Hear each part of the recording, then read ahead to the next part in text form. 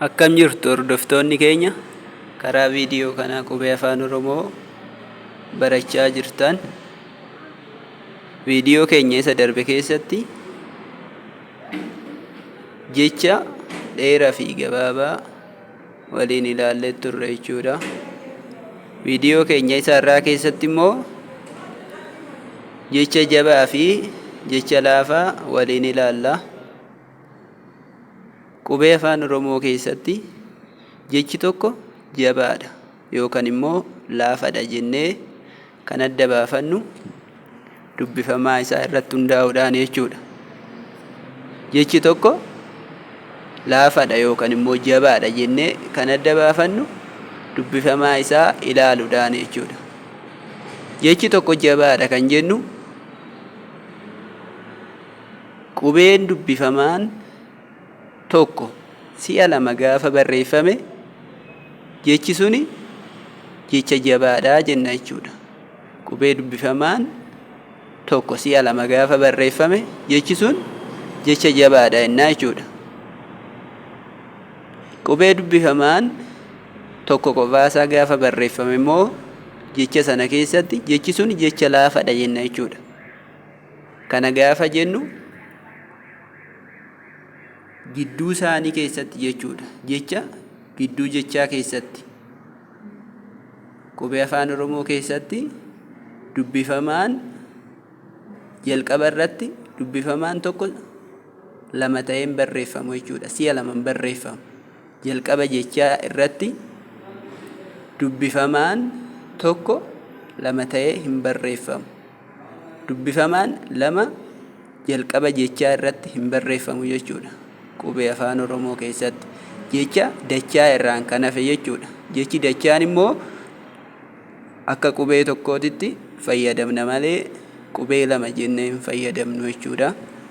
Kanaafuu jabaa fi laafa ta'uusaa kan ilaallu gidduu jechaa keessatti tokko gaafa ta'ee barreeffame laafaa lama ta'ee gaafa barreeffame immoo jabaadha jennaa jechuudha. Amma fakkeenyaaf jecha laafaa waliin haa ilaallu. Jechi kuni bara jedha.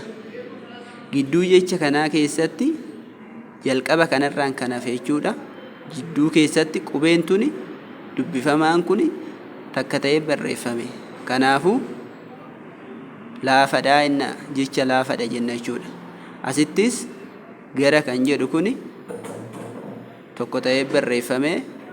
Kanaafuu laafaa jennaa jechuudha. Gaara kan jedhu kunis karaa kan jedhu kunis dheeraa, fuuloo, biiraa, lookoo, ragaa, jabaa, barii, dhugaa, aanaa, diimaa jedha jechoonni kun jechuudha. Jechoota kana keessatti gidduu isaanii keessatti qubeen dubbifamaan tokko tokko duwwaatu barreeffame jechuudha. Kanaafuu jechi kun jecha laafadhaa jenna jechuudha. Jecha jabaa immoo waliin haa ilaallu. Jecha jabaa ilaaluudhaaf qubeen dubbifamaa tokko si'a lama gaafa barreeffame gidduu jechaa sana keessatti jechi suni jecha jabaa jedhama jechuudha. Fakkeenyaaf jecha gubbaa jedhu kana haa fudhannu. Jecha gubbaa jedhu kana keessatti qubeen dubbifamaan kuni baan kuni si'a lama walitti aanee barreeffame jechuudha. Kanaafuu jechi kuni jecha jabaadhaa jechuudha. Asittis jecha callaa jedhu kana gaafa laallu laan kun si'a lama barreeffame. Jecha cabbii jedhu kanas gaafa laallu baan kun si'a lama barreeffame. Jecha gurra jedhu kanas gaafa laallu raan kun si'a lama barreeffame. Qottoo jecha jedhu kana keessattis taan si'a lama barreeffame. Jibba jecha jedhu kana keessattis baan si'a lama barreeffame. Damma jecha jedhu kana keessattis maan si'a lama barreeffame. Surree jecha jedhu kana keessattis raan si'a lama barreeffame. Summii jecha jedhu kana keessattis maan si'a lama barreeffame. Rakkoo jecha jedhu kana keessattis ka si'a lama barreeffame. Karra kan jedhu kana keessattis raan si'a lama barreeffame. Dhibba jecha jedhu kana keessattis baan si'a lama barreeffame.